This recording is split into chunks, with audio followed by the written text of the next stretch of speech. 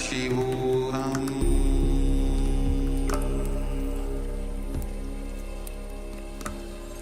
Om Nithyananda Paramashivoham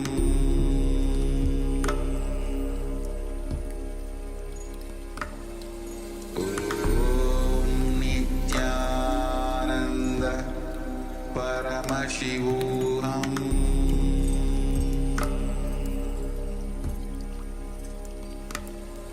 Om Nithyananda Paramashivoham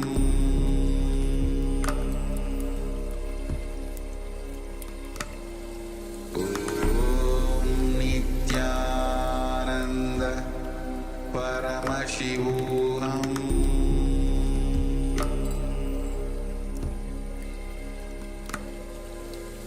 Om Nithyananda Paramashivoham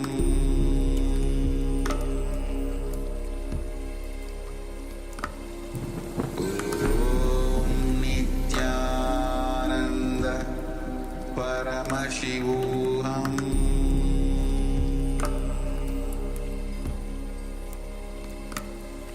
Om Nithyananda Paramashivoham Om Nithyananda Paramashivoham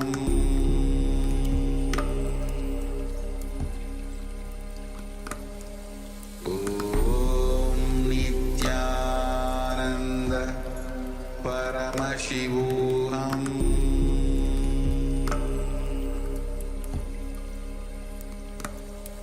Om Nithyananda Paramashivoham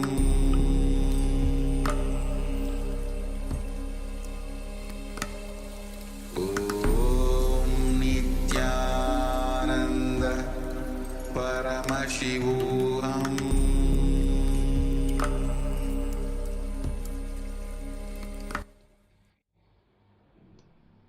Yes. Now you can relax. You can slowly open your eyes. And with this deep feeling connection with Bhagavan, with this intense feeling of oneness, just check on your palms if any of the gold flakes has been manifested. It can be a small dust. Yeah, or- use a torch also. Yes. Yes. Or use a torch also, a small one maybe, and you'll actually be able to, you will be able to see Magnifying in a glass. more, Yes, that will work. yeah, in a more refined way. That's great. At this point Just of check it time, out, because this manifestation Swamiji has manifested through you when you sit in oneness with him. So whatever it is, whatever the manifestation happens, always a cause for celebration. So the only thing again and again Swamiji repeats is more and more and more manifestation. Yes. More power, more manifestation. The more the manifestation that happens, more the power. yes. At this point, I would like to share my experience. In 2018, I did my inner awakening. So I was totally new. Yes, Rajan Badanu, I want to share Audio. Oh, audio. Let's check if audio is coming. Yes, please let us know if you can hear, Rajan Babu. Okay, good. So at this point of time, I would like to share my experience when I came for inner awakening. I was also sitting in the power manifestation round in AK, and I was of course not sure the first time, not knowing anything about the power manifestation. So I sat, and after the power manifestation, I had the gold particles, very minute gold particles on my hands on both sides. As I myself was surprised because I was not even knowing how to manifest the powers, how to manifest the gold flakes. And suddenly, after the round was over, I saw the small particles of gold. I was not sure whether it's my sweat or a small water drops. So another volunteer, I just checked very precisely with the torch and the magnifying glass, and it was actually the gold flakes. So yes, so this is the possibility that Swamiji gives. When you connect with Swamiji deeply, you are going to manifest this power. Yes. So thank you all so much for sharing your experience. Now we'll enter into the next section. Here we'll identify, Swamiji is going to give us powerful cognitions and revelations about how we can experience oneness by being ferociousness. Through ferociousness, how oneness can be experienced. So this is going to be a very powerful session, and let us come back to the space of listening. Let us sit in Upanishad with Swamiji. Sit in that simple listening space, and let us enter into the section.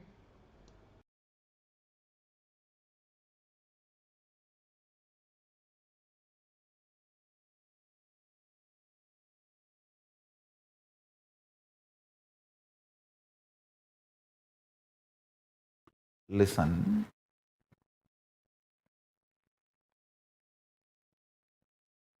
Yesterday I was revealing an important secret, a sacred secret. You need to decide to behave with yourself as Paramashiva.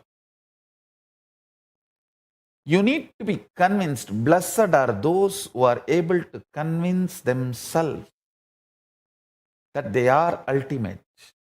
Means they are able to cross the last delusion of self-doubt, self-denial, self-hatred. I tell you, bhakti should be the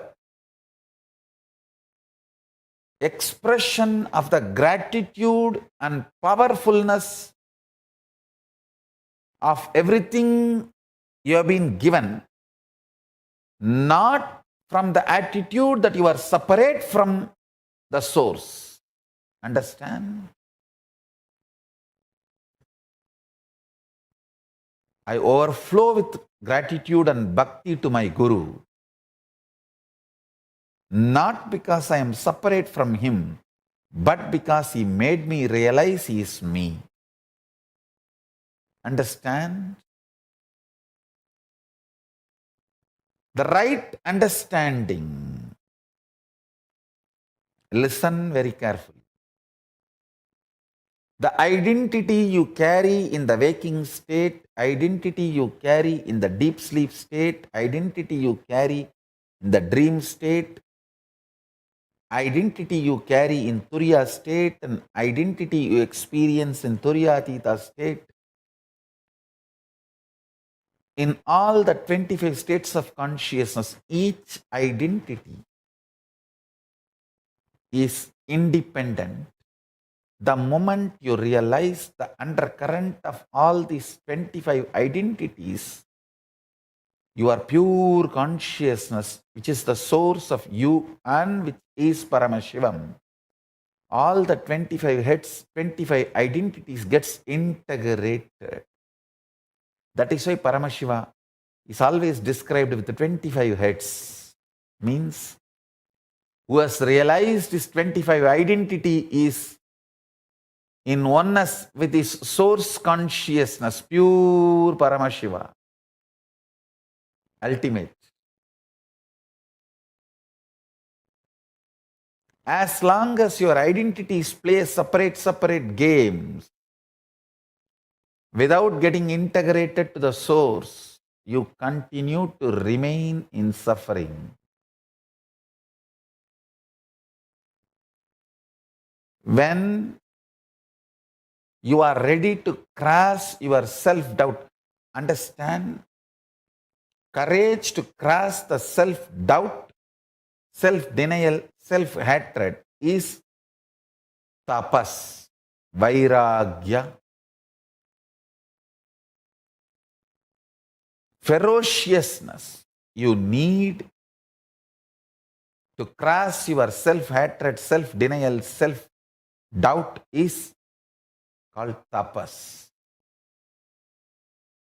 It can be psychological ferociousness, it can be physical ferociousness, it can be ferociousness to detoxify your system, ferociousness to break from patterns, ferociousness to break from addictions, ferociousness to manifest the higher understandings, ferociousness to live the higher understandings, it can be anything. Understand?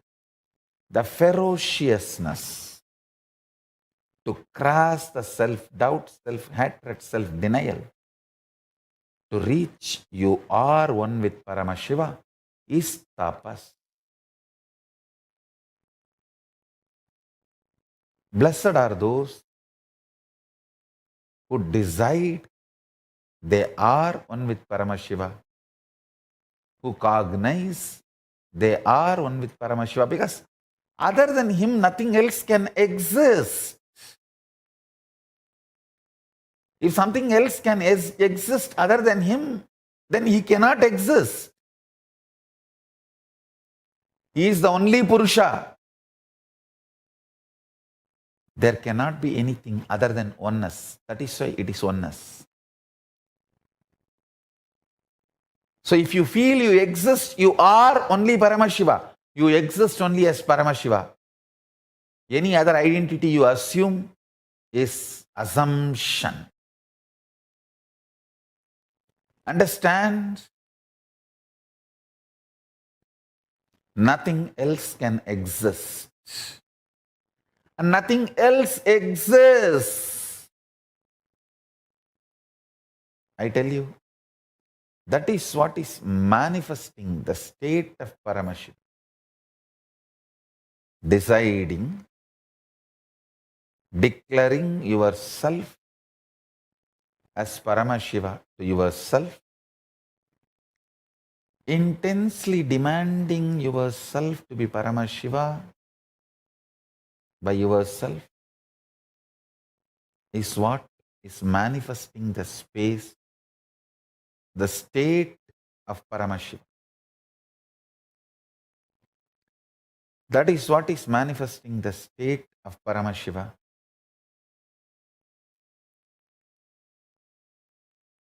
I really want all the Paramashivoham participants to start practicing. Declare yourself as Paramashiva to yourself and demand yourself to be Paramashiva. Talk to yourself as you are Paramashiva. Think yourself as Paramashiva. Behave with yourself as Paramashiva. Start from today. I bless you all to achieve success. From today, behave with yourself as Paramashiva. Start manifesting the state of Paramashiva.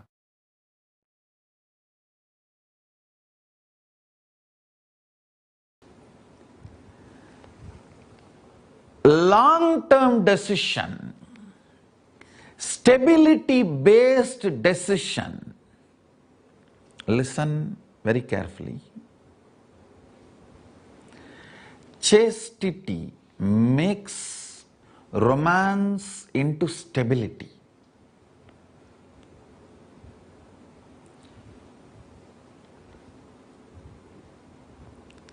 Chastity makes romance into stability. When the chastity reduces, stability feels like a bondage and suffocation. Only the feminine consciousness can understand this beauty of chastity. The power of passiveness, ability not to get agitated or respond to the so-called external situations in a hurried way. Understand? Chastity destroys anxiety and insecurity. Chastity makes romance into stability.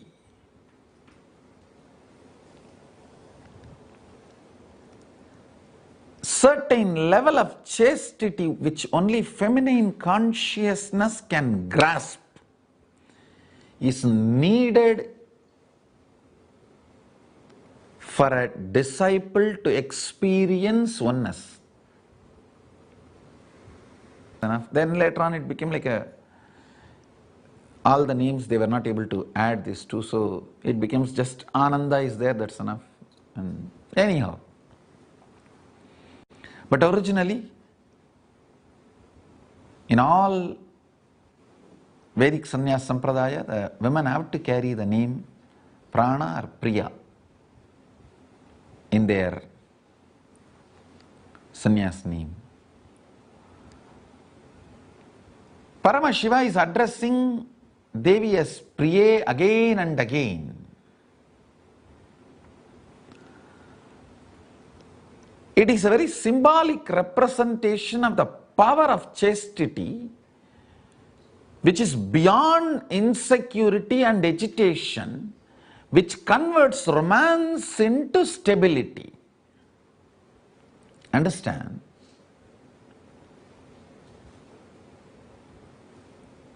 When there were few murder attempts on me, attempt on my life, and some of the vested interests were powerfully manipulating media and attempting on my life, and legal harassments, things were not going that well. It was really like almost all doors closed at one situation, at one point. So few of my disciples asked, Swamiji, what is this? Why is it happening? I told them only one thing. I am a chaste disciple and follower of Paramashiva. I will not ask him any questions. I will not doubt him. I will not ask him. My integrity and my chastity is declared to my Guru, Arunagiri Yogishwara, Paramashiva.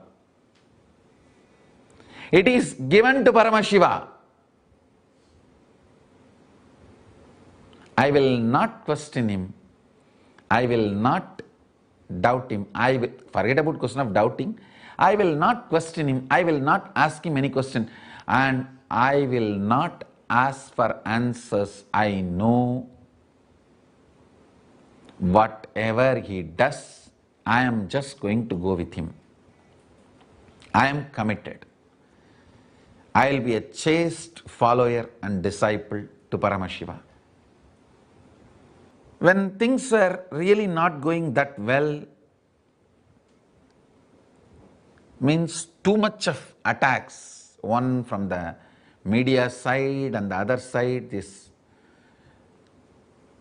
murder attempts on me and media instigating the mob hatred and creating mob violence and making the mob lynching me, the mob lynching attempts and other murder attempts and legal harassments and all the things. There was a time almost like all doors are closed and almost like everything is over. People asked me, Swamiji, what is this? Why is this happening? How can this happen? I told very clearly, I am a chaste disciple and follower of Paramashiva.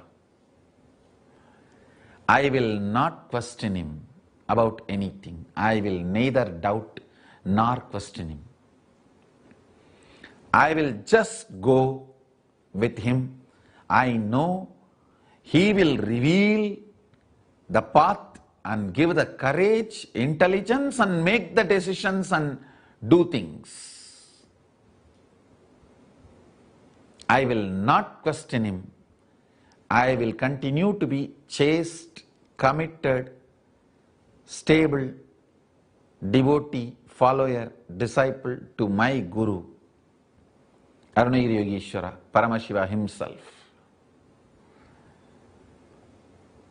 And I also told the Adinavasis, I told them, you see,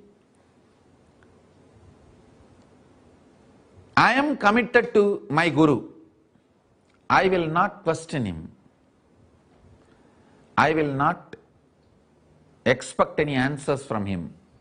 I am continuing my journey.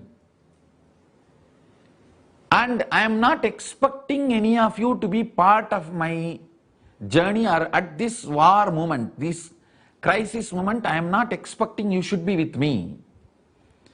Anybody feels insecure and you want to go and carry on with your life, if you have any reasons, you can go and carry on. And I am sending you with all my completion, my love, my blessings, my support. You carry on. And if you feel, once I am successful, if I am successful, if I survive all their murder attempts and all their attempts to destroy my identity and everything, if I survive, and once you feel we are safe and we are sailing safely, you want to come back, you are welcome back. And I told very clearly, and I have no incompletion, because I don't expect you to be with me during this crisis, during this war. Understand? But I am committed to my Guru. I will not doubt or question Paramashiva. My chastity declared to him is declared once for all. I will carry on with what commitment I made to him. Unfortunately, he is always successful in protecting and carrying me and manifesting his state, space, powers through me. Understand, this stability and chastity in the form of powerful cognition is what I call oneness. It is not the amount of time you spend with the Guru. It is the powerful cognition of chastity and stability you carry with the Guru. That is the frequency of the oneness. I spent only 9.5 months.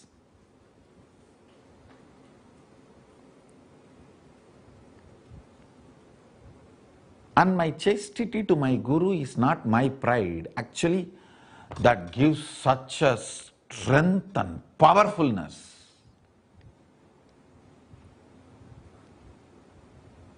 I just know he is there for me. All is mine.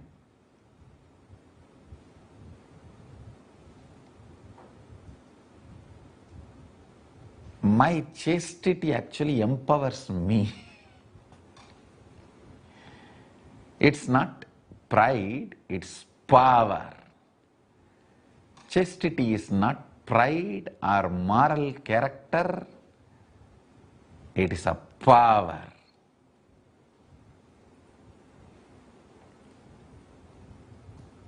That power makes you experience oneness. When you manifest that power of chastity, you are worthy to be called as Priye by Paramashiva, by Mahadeva, by Sadashiva. Let me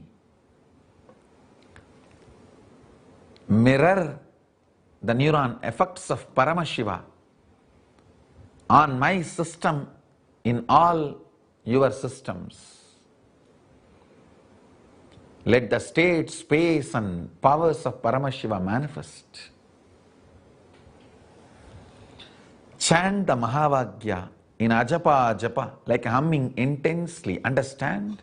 You need to understand the power of Mahavagya.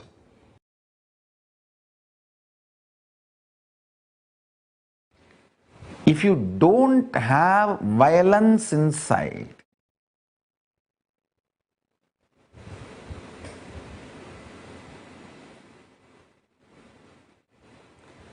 If your cognition is let's all coexist, even your ferociousness will be so useful for humanity. Like Mahadeva's ferociousness. If you have the cunning strategy, violence based, even your charity will be cheating. I tell you, most of the time charity is cheating. In a very low level, charity is for name and fame. Little next level, the charity is to get some punya, good karma, merit for other world. In the next level, charity is a very cunning, cheating strategy to keep the concept of money alive. Understand? If your cognition is, let's all coexist.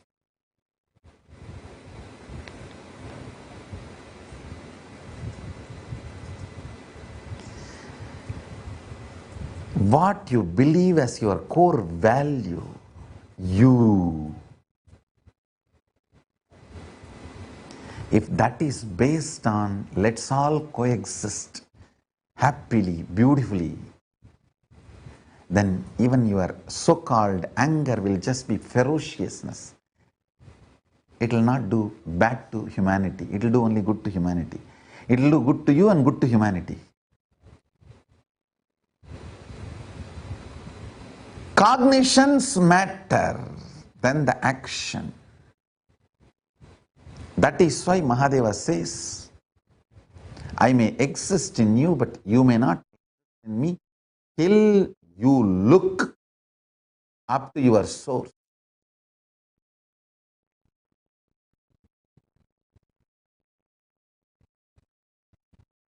It's like Indian parents, the best place to keep the money hidden is the kids' school notebooks, which they never touch.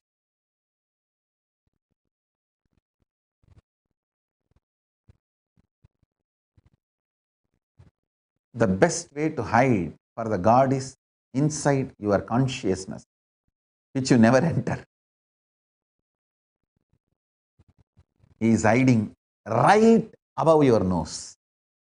Anya, third eye. I don't want to say right under your nose, right above your nose. The place you never seek, the place you never look for. He is sitting right inside you. And you have a great delusion called, I don't know how to look inside me. What you think as you, hold that. With will persistence, that is what is the technique to look inside you.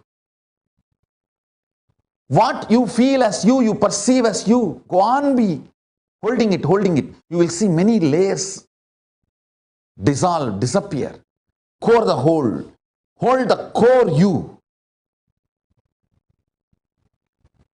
Your perception about you, your understanding about you, your idea about you, your feeling about you.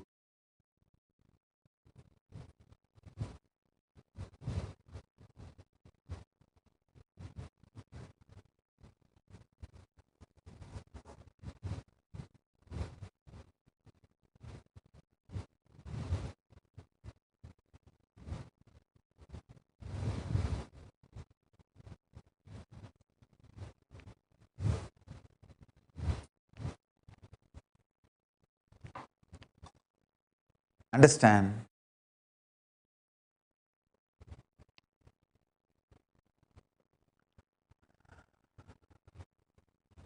When you try to catch your core of what you feel about you, your existence gets focused towards the source.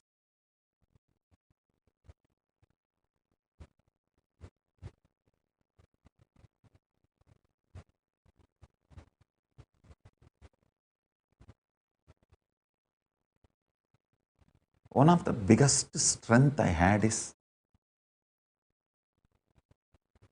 that bliss-based decision to coexist happily. Because of that, non-violence has become the very breathing.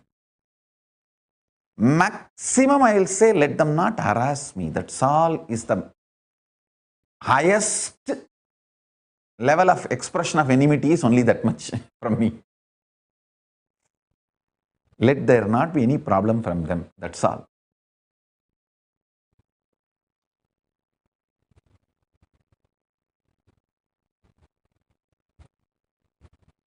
I have felt some people should not be near me. They should not harass me.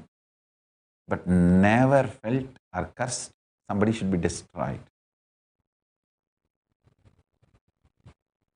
I always felt if some destruction need to be done, let Kalabhairava decide. He is alive. It's not that he is non-existence. He is existing. He exists. More and more higher cognitions. I tell you, even if violence and negativity is thrown at you, it will not affect you. You will live as Paramashiva, Mahadeva. Nothing will touch you. You will continue to reside in the space of Paramashiva. The core cognitions of you, core values of you, core perceptions of you, what gives you respect on you, about you.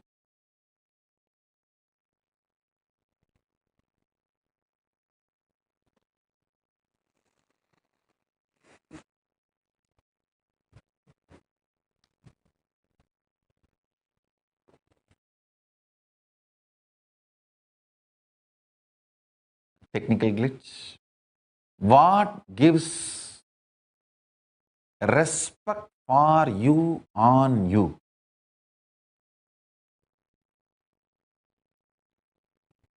Those core values, core perceptions, core truths,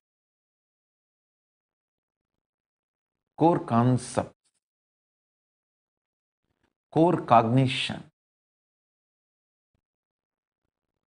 If those core cognitions can be turned towards the source, powerful cognitions. See, when Paramashiva reflects on you, in the brain, he reflects as Jnanapada, powerful cognitions. In the body, he reflects as Yogapada, a yogic alignment towards the source. In the lifestyle, he expresses, manifests as Charyapada, the powerful lifestyle. In your emotion, he expresses as Kriyapada, feeling connection with the source.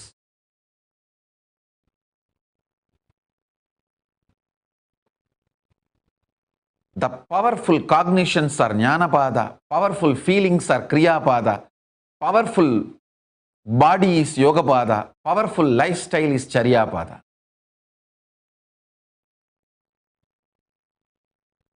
Paramashiva expresses as these four in your life for you to focus on him. When you focus on him, these four expresses. When you express these four, you focus on him.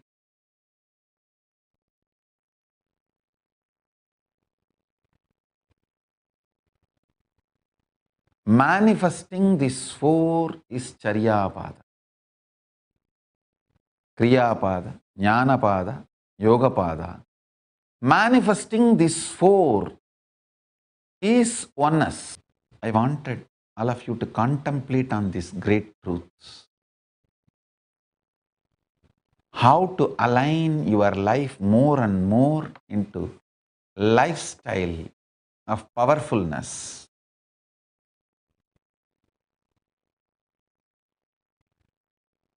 Action style of powerfulness. Thinking style of powerfulness. Cognitions of powerfulness.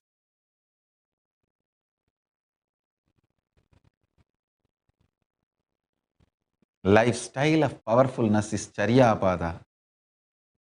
Creative style of powerfulness is Kriyapada.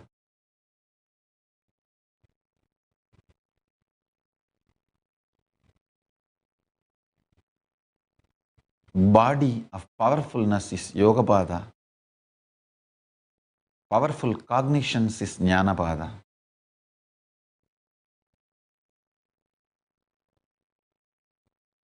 Contemplate on this truth. I'll lead you to the deeper space of oneness.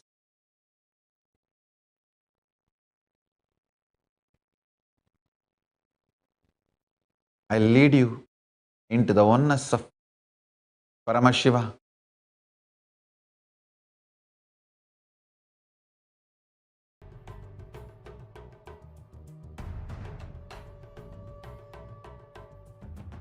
See, fundamentally you work with multiple fractured softwares. When you work with your dad, you have a separate software. When you work with your mom, you have a separate software. When you work with your father, friends, you have a separate software. You are multiple fractured softwares. Now I am putting one software of oneness to do power manifestation. It is too small compared to the load which is around you. You are so comfortable in playing with all those softwares. It takes little time for this new software. After it manifests powers, it starts influencing all the other softwares. Then in few days, it makes all the other irrelevant, redundant. Then this overpowers and makes you, that oneness becomes your fundamental cognition where you park yourself. Till then, I go on supporting you, holding you in me. Understand?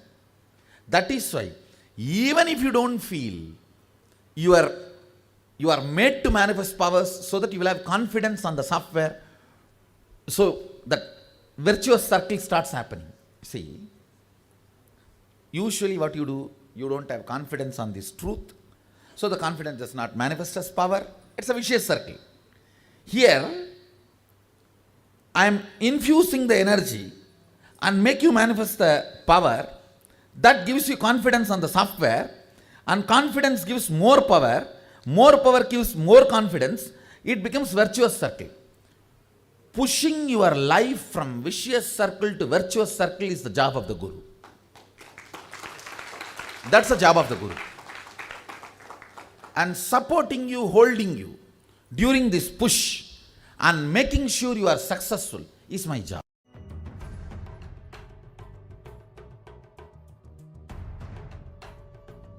When the power manifestation evolves, he will lose taste over those silly fellows. See, I am not against them. He will understand what they are showing as them is only a skin deep. If he starts reading their mind, he will never watch them. They are all completely depressed. I am telling you. If you enjoy them too much, you will grasp their depression. Now, when he starts, now only he started manifesting. So the powers is manifesting. The powers will become powerful cognition in next few weeks. Then he will lose taste over them. You will see, he will not see anything other than me. See, no, it's not pride. Please don't understand. It is all about your depth. If your depth is only about a superficial, this fair and lovely game, you will enjoy those things. If your depth is wow, then you will enjoy only the deeper level beings. It's all about depth. His depth will start changing maybe in next 2-3 weeks. And suddenly he will lose taste over all of them. He will understand all of them are depressed. Screen is different.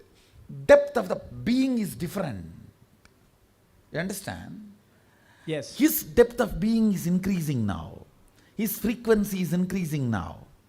He is ferociously manifesting powers.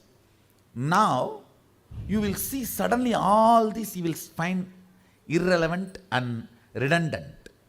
That takes few days. You will see suddenly all of them. He himself will lose taste for all of that. I tell you, only if your tastes are superficial, you will be enjoying that Mickey Mouse, Tom and Jerry, all those things. All these things. When you are depth, when you start developing the depth, only Hanuman, that Ramayana, Mahabharata, those things you will start enjoying. They try to claim ours is myth, but I will prove they are the myth. Theirs is the fairy tale.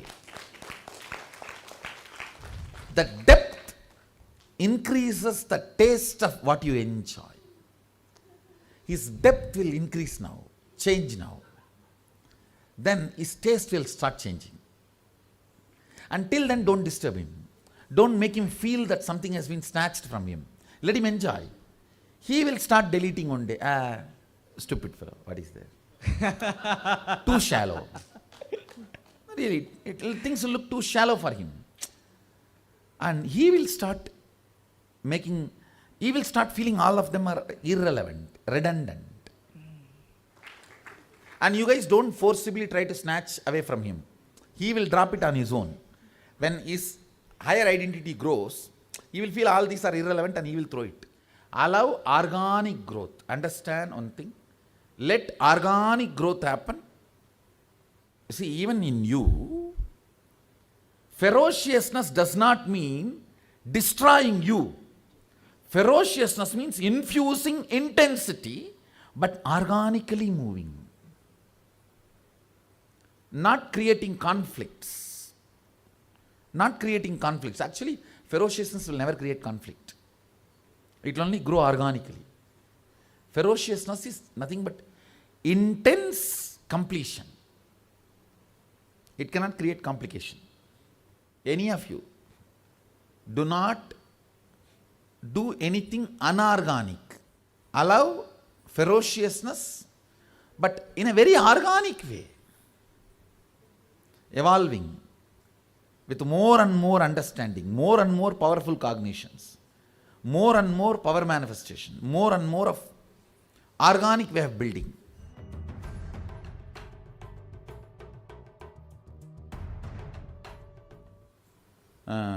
It's the instruction for all of you. Do not get touched by any common low-level human energies, especially when you are going through this process. Permanently itself, if you avoid, it's good. See, you being successful outside with your clients is maybe different because maybe they are lower energy than you. But here, the huge work I am doing on them, you may be interfering with them, which is not required. Understand? Better to avoid here. That is one. Even in the regular life, any physical touch with the person who is not, if you are very sure the other person is in a higher consciousness, okay, it's good. Even if you have a doubt, better don't allow. Because that person's energy is going to enter into you. Why do you want to damage you? Hands are the way your energy is given or taken. That is why this blessing. To release. Understand? That is why when you come for receiving energization, you are asked to raise your hand. Even here if you see, only Rudras and Rudraganyas who are celibates are allowed to touch you while you are doing yoga. If they are married, even if they are yoga teachers, they are not allowed to touch your body, touch you. See, observe. Even if they are yogacharyas, if they are married, they are not allowed to touch you. Only the celibates are allowed to touch you and correct your postures while you are doing yoga. It's too important, especially when we are working on bioenergy. See, after we establish and you go, you may not need to follow these so many things so strictly and all that, but while we are working, it is required. For example, some of these powers, not some, almost all of these powers are diet free. I recommend not to take non-veg, so you will be healthy and all that. But even if you eat non-veg, the powers will not go away from you. Once it is established in biology. But while I am working, if you take non-veg, I will not be able to install it in the biology. It disturbs. During this 31 days, your diet has to be this. Because I am just like making it root in your system. Even sleeping and breathing in my breathing space has its own power. It has its own power in that energy field. One good thing, by the end of this program, you will be established permanently into the higher consciousness. And every day before morning going for your work, apply a little bit of vibhuti or aushadha in your hand, so that you only give higher energy, you don't receive lower energy.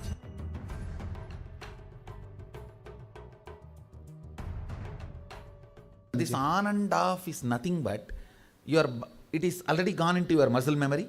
It has not yet gone into your biomemory. Just little more ferocious understanding and little more ferocious oneness. That's all. See, don't try to force. Force is different. Completion is different. Find what kind of a thought current is disturbing your oneness continuously and complete them. Then the intensity of the oneness will increase. For example, constantly if your mind is stuck in some insecurity while you are doing the power manifestation, hitting the thought is not the solution. Find what is the pattern that is sending these thought currents into me, like a water bubbles in the fish tank. Catching each water bubble and collapsing is not going to work. Stop the source, which is releasing the water bubbles. That pattern, catch it and complete, drop. You will see suddenly the intensity of the oneness increases.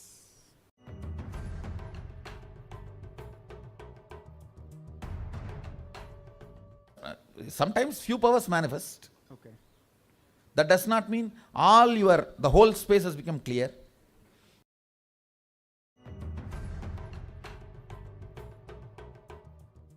Understand, fundamentally, when you are young, your third eye is not eroded and corroded and not energized also.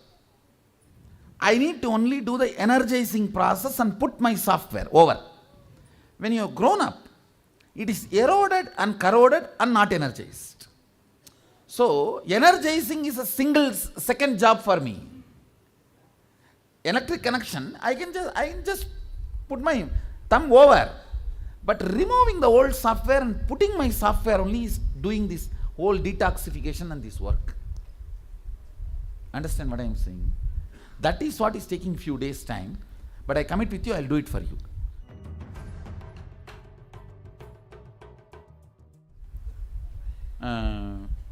The scientific community is spending billions of dollars even to do one small breakthrough in the field which we are working, where we are casually playing. Making them all understand it is possible. Very clearly, with a chastity towards Hinduism. Many of these fellows have come to me. They all tried to tell me that make it a little more secular that we can take it to the world. I said, get lost. I am very clear. You have to apply Jnana only, then it will manifest. You have to put Kandarudraksha only, then it will manifest. I am very clear that be uncompromised way integrated to Sanatana Dharma, then I am ready to share with them. 4 or 5 years before itself, the scientific community has smelled me and take this science, leaving the lifestyle. I said, I will not. I am not interested. I am very clear. See, lot of disrespect has been done to Hinduism. They stole our knowledge and disrespected the source. This time I am very clear. Only for fanatic Hindus I am going to give. I expect all my disciples to be fanatic Hindus. Hinduism has no fanaticism. Fundamentally, if you follow all the principles, you will become an amazing being. This materialization, all this this antimatter. Stupid fellows, they are spending billions on producing antimatters. I can just like that produce full cup of antimatter to them in 2 minutes and give them. What is antimatter? Antimatter is, see, during the materialization, the thing has to disintegrate and move to time. And then after that, move to wherever it needs to go, length, breadth, depth. And then it need to get assembled. That moving through the time, it becomes antimatter. Then gets assembled into length and breadth and depth. These small particles to teleport, they are doing so many experiments, these, that, everything. Maybe if you get in the controlled conditions, I can do it and give this science to them. Let the world have this science. I am only fanatic about Hinduism and retaining this lifestyle. That's the reason I am from the beginning I wanted this to be like this. Otherwise, all these are possibility. We can take it to the world. See, once the powerful cognition starts manifesting and power starts manifesting, now after that it's all about your creativity. That's all. It's all about your creativity. Ultimately, powerful cognitions have their own self-intelligence. They do not let the destruction of the universe happen. No, energy can be created. Energy can be created. Energy can be manifested, manipulated, played with. Anything. That is what I am proving. I am claiming and proving. Understand? Energy can be generated, maintained, manipulated, played with, destroyed, deluded, and distorted and liberated. Maybe with a little more work I can show it to the world. These are possible. See, with initiation, with few of you I am showing. In a very small scale now we are working. Maybe we can, as long as you guys can come up with a structure to take this to the world without compromising on the source, I'll be happy to share. And I'm very clear this time. We need to hold on to the original truth. See, all these fellows, these foreign going NRI gurus, the moment they get one or two small things from our tradition, immediately they just negate the whole tradition, take this and they know how to package it and sell it and never bother about keeping the source alive for the future. This time I am very clear, I wanted to keep the source alive, and source gets the credit. Yes. Source gets the credit, and that's my first priority. That's my first priority. So with this we can demonstrate it to them that antimatter creation is just a few dollar work, not few $1 billion work.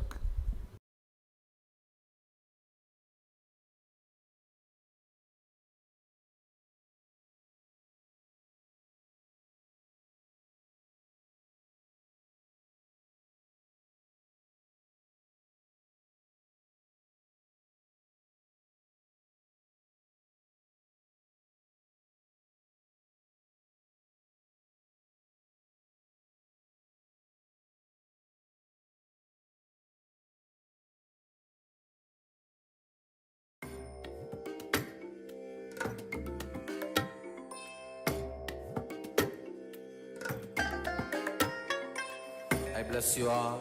Let you all open all your 3 eyes and manifest the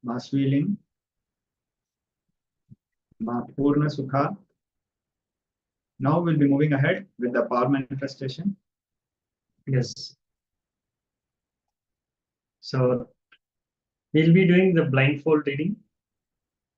So we're going to manifest the power of blindfold reading.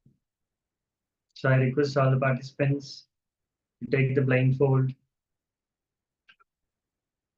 and a notepad and a pen, so that whatever has been revealed in your third eye, you can pen it down.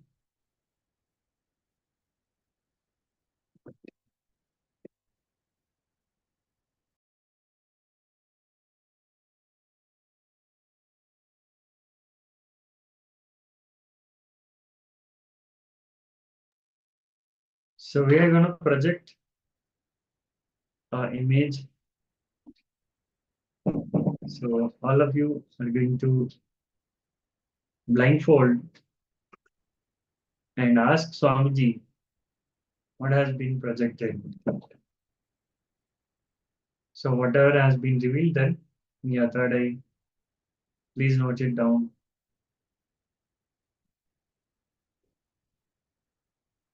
Okay, let's start. I request everyone to sit it with head, neck, spine in a straight line. And close your eyes. And put on the blindfold. If you don't have blindfold, you can tie your eyes with a cloth.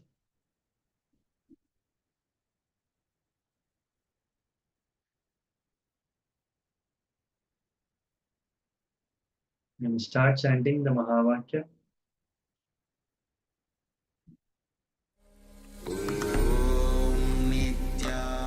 Nithyananda Paramashivoham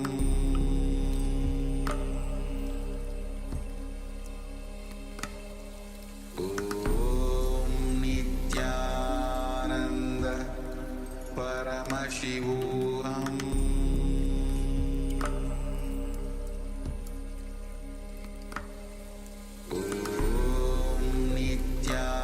Nithyananda Paramashivoham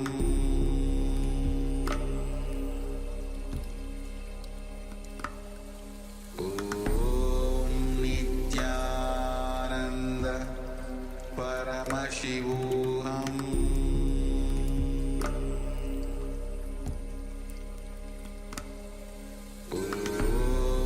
Nithyananda Paramashivoham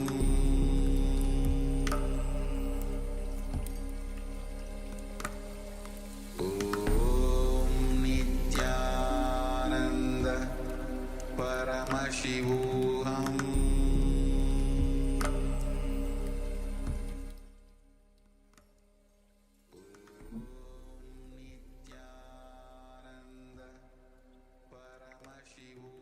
Now we have projected the image.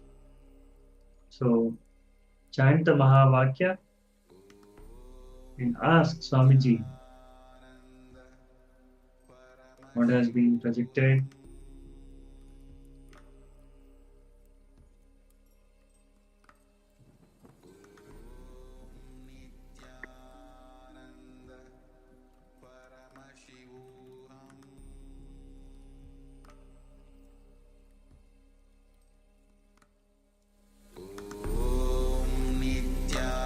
Nithyananda Paramashivoham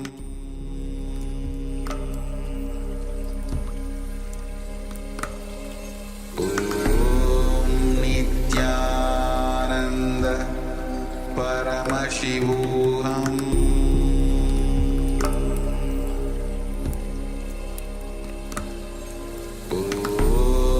Nithyananda Paramashivoham